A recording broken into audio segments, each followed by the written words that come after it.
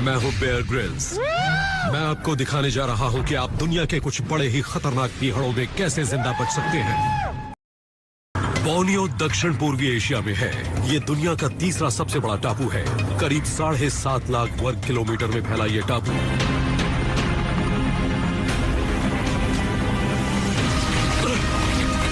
पहाड़ों और बेहद घने जंगलों से ढकी इस जगह पर कमाल की जैव विविधता है।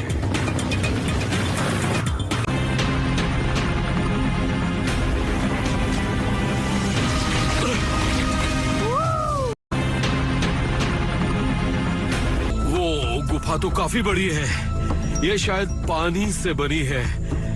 इसके अंदर जाने की कोशिश करता हूं, सकता है मुझे वहां से पानी के किसी स्रोत तक जाने का रास्ता मिल जाए। वहां तक जाने का भी एक आसान रास्ता है। वो मोटी बेलें सीधे गुफा के तल तक नीचे गई हैं, लेकिन उसके अंदर जाने के लिए मुझे पहले रोशनी का इंतजार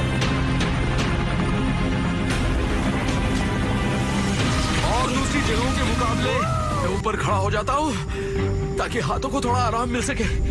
हाथों की अच्छी खासी कसरत हो गई, लेकिन परेशानी ये है कि मैं अपने पैर नहीं जमा पा रहा हूँ।